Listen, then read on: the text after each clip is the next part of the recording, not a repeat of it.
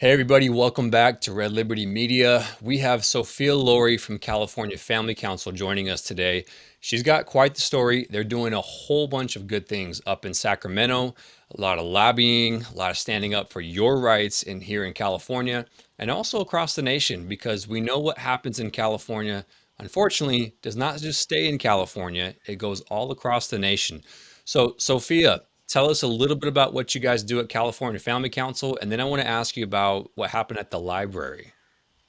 Well, thanks so much for having me on, Tim. And you basically perfectly described California Family Council. We're here lobbying for the rights of Californians at the Capitol. And so we focus a lot on basically just advancing God's design for life, family, and liberty, whether that's at the Capitol testifying, whether that is through churches across the state, whether that's partnering with groups that go outside of Planned Parenthoods to try to help moms in need. So we really try to target anything when it's just coming from a biblical value. And we this past year we did a lot of testifying at the Capitol, and it might have been one of the worst legislative sessions we've seen, just attacking biblical values and parents' rights. But also, we've had a lot more wins this year than we have had in past Yeah. years. Yeah, talk about some of those wins because there's about 2,000 bills that are introduced, and no one has the time to vote yes and no about all these bills. So you guys focus on just the really big bad ones to send out alerts. But talk about some of the wins about those bills. Yeah, so like you said, with those 2,000 bills, we end up pooling at the start of session normally about 50 to 60 bills. And then as session goes on, some bills die, some bills get changed so they're not awful anymore. So we kind of pay attention all session long. One of the ones we really were fighting was AB 957 by Assemblywoman Lori Wilson. And she basically introduced this bill with the idea that she's trying to protect people that are trans identifying as when It's they're always children. under protection and freedom and equality. Yes, exactly. And not looking at the harms that we're actually doing to children by affirming this illogical ideology. But she is the only person in the state legislature that actually has a child who identifies as transgender. Wow. So that has definitely made an impact on her role in this bill. But basically, what the bill was set to do was that in custody disputes in court, the judge would have to side with the parent that affirms the trans ideology of a child. And that obviously puts childs in harm way. But we fought hard against it. We had a lobby and rally day up here at the state capitol that you came up for and joined us at. And we saw Yep. probably about 1,000 parents here for that. And we've been pushing hard. The bill passed actually both through the Senate and the Assembly. So it went to Governor Newsom's desk. And at that point, we just assumed, all right, it's at his desk. He's going to sign off on it. But we were still encouraging people to call. We were making phone calls, urging him not to sign the bill. And we found out last week that he actually vetoed the bill. We don't think he necessarily disagrees with the bill and that judges should affirm or should side with the affirming parents. But we are grateful that he did veto it. A win is a win. We'll take Yeah. whatever we can get in this state. Uh, I think he would have signed it if he didn't have such backlash from you guys, from the church, from just average everyday citizens who are calling and saying, hey, we don't want this. I know I called the governor's office about 5 times during that period, and I think the lady got tired of hearing me because she kept hanging up on me. But he signed this. He didn't sign it. He vetoed it, but he did sign 8 other LGBTQIA plus bills. What can we do about those? So basically, where we're at on those bills now is once the governor does sign a bill, it unfortunately it's law. So there's not too much to go back on them. The main way to go back on some of these bills, if it's affecting a family directly and that family decides to sue against what this bill and law has done to their family, and if the courts decide that the family is right, the law gets put on hold, and they kind of sometimes deal that out all the way to the Supreme Court. And then the other way is obviously just to keep your children informed on what's right and what's wrong, because when these bills are signed into law, again, it's very rare we ever see them not be law anymore, whether that's through initiatives or lawsuits. So it's talking with your children, it's talking with your family members, it's talking with your friends, and informing them about what laws are coming to be in California and how they can make sure that their children don't fall into harm's way because of these laws. Because a lot of these laws, like you said, the 8 LGBTQ plus ones that he just signed, they mostly affect schools. And so Mm. it's going to be pushed in schools by teachers, by the staff. And so it's then also deciding, do I want to have my child in public school here in California? Do I need to homeschool them? Do I need to find a different option? Or just do I need to make sure I'm talking to them every day and informing them about what's right? And so that's kind of where we're at once the bills become law. Definitely, parents are the first line of defense when it comes to against these bills. I mean, that's where you should learn about everything in the home. We shouldn't raise the schools to raise the kids. Completely agree. As far you just had something very interesting happen to you at the Davis Library where you were thrown out for implying and suggesting and telling everybody that biological men should not be in women's sports. And I heard that you're going back soon also. Is that correct? Yeah, we're gonna look at eventually trying to rehost an event at the library or somewhere just to get out the word of what the original message was. We weren't able to continue on the event. We continued on in a little side area, but some of the people were older and couldn't stand to listen to the whole hour session and things like that. So, looking forward to hopefully hosting it again and just getting the word out about the truth that men don't belong in women's sports. Yeah, it shouldn't be very controversial, but when you get rid of God, you get rid of wisdom and you get rid of everything that is good. And as Romans says, you go to Calvary Chapel, Chino Hills with Jack Gibbs, and he's going through Romans right now, that you profess it to be wise when you deny God, you actually become a fool Mhm. and you have the appearance of wisdom. So, as far as California Family Council goes, I'm just looking at your guys' page right now. And you guys also have another story here where California State Senator Scott Wiener is at a street fair. Yes. So he goes to the street fair nearly every year when they host it.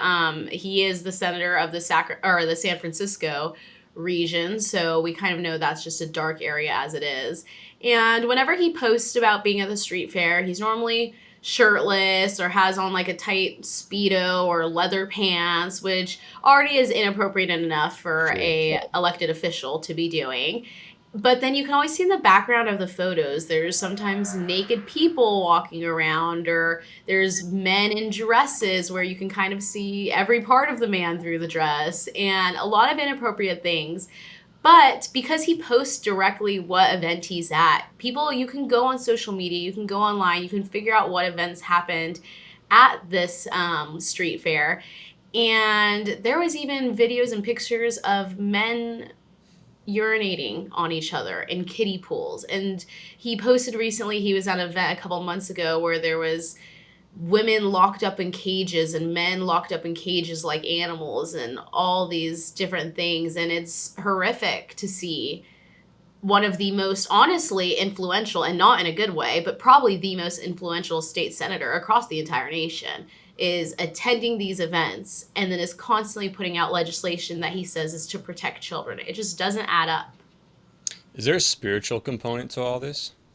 Absolutely. When you are at the state capitol here in California, and it feels the same way when you go to the Capitol in DC, it is a dark place. It is 100% a spiritual battle. We are simply just fighting for innocence of children and the protection of life and to keep common sense in place. And by doing that, you can feel the spiritual darkness. It's not a battle of man versus man. It is 100% evil versus good. And there is spiritual warfare attacks from it that you come to realize as well. But that's where it really is. Every day you go out and fight, but you also need to just give it up to God and trust that He's already won the biggest battle, and we need to just be His vessels while we're here.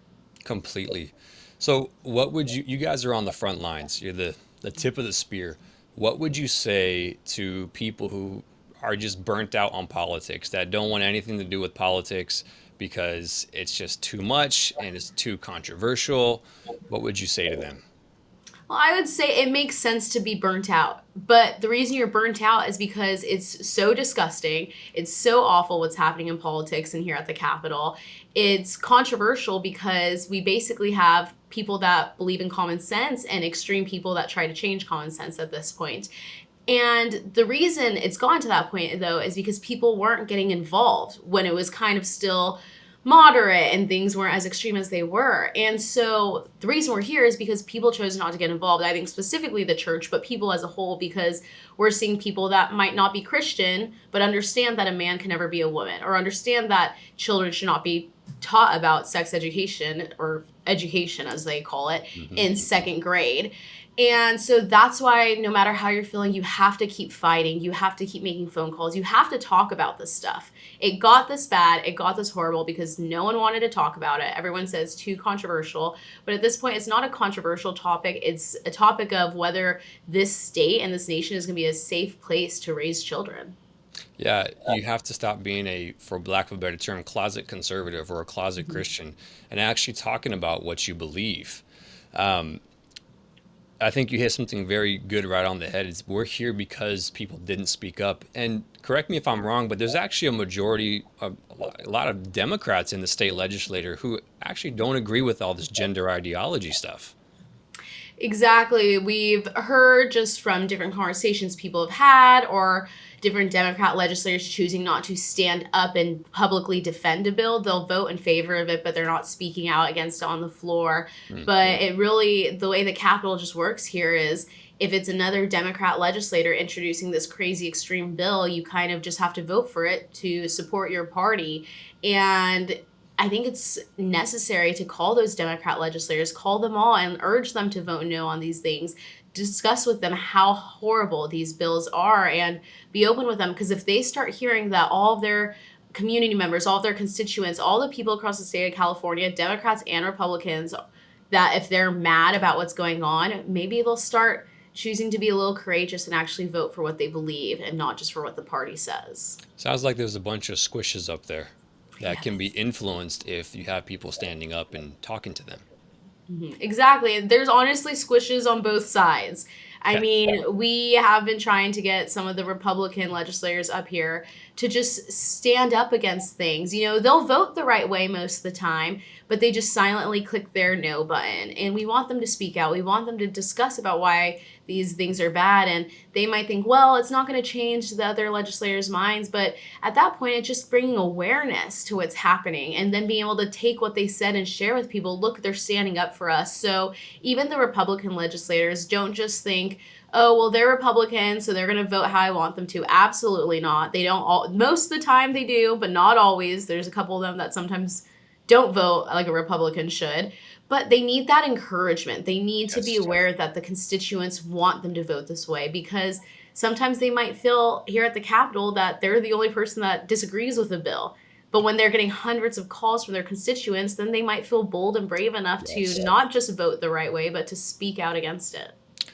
What can pastors and believers do in their churches to help support that? Mhm.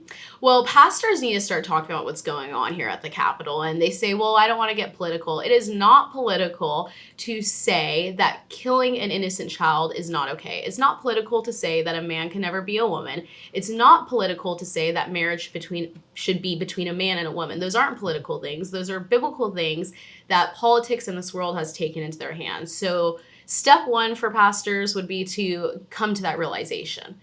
Then step two is start being just informing your church. And you might not want to specifically talk about legislation, but if you just really go through what the Bible says and teach your church about how we're knitted in our mother's wombs perfectly in the image of God, and start teaching the church about how beautiful marriage is between a man and a woman, and Yes. how we were not made in the wrong bodies, those are the first steps. Making sure your church body understands the truth of what the Bible says. And once they get that down, then it's easy to say, hey, we've just spent the past year talking about all these things that are true from the Bible.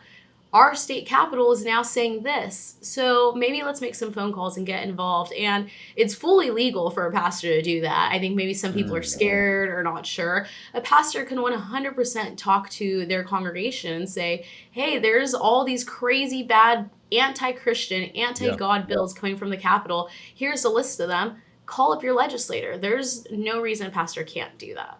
Yeah, a lot of these victories that we've had, a lot of them have been because of people like Jack Hibbs, who has Mhm. told his congregation, "You guys need to call because this directly impacts either life, marriage, the family, children growing up," and people called, and it makes a huge difference. I mean, even here in Fontana, where I live, we have a mega church, and for some reason they don't really want to get involved right now. But a couple of years back, Eloise Reyes Gomez introduced a bill that basically said, "Hey, you guys can't offer any counseling services to same-sex marriage couples."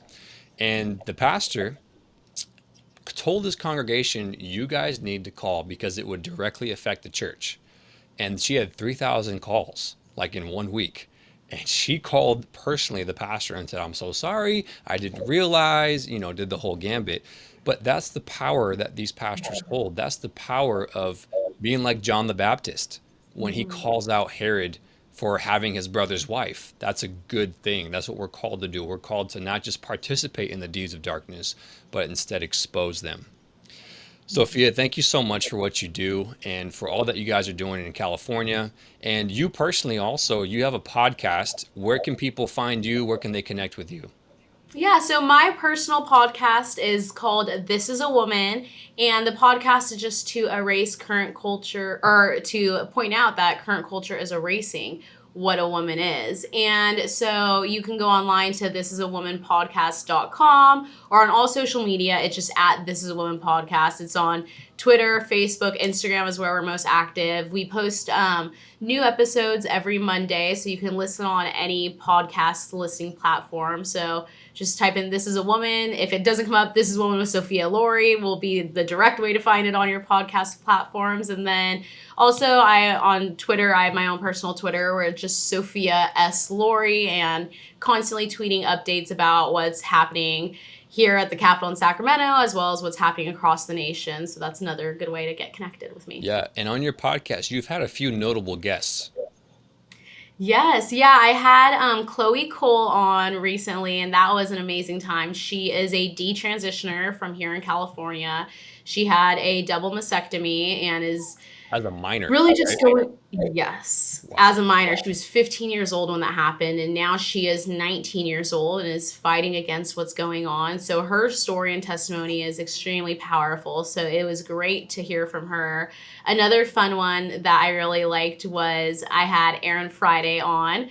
And she's fun because, my podcast myself, I'm Christian, I'm conservative, and Erin's not religious. Erin is has voted Democrat, but she is standing up against what is happening with the transgender ideology to children. So it's really interesting to hear from her because she's an attorney. Yeah. And then another one that was really fun was I had Erin Getz, who's the state director for the March for Life, and to hear from her and her experiences when Roe v. Wade overturned because she lives in D.C. and works at one of the biggest pro-life organizations in D.C. So it was really interesting to hear from her.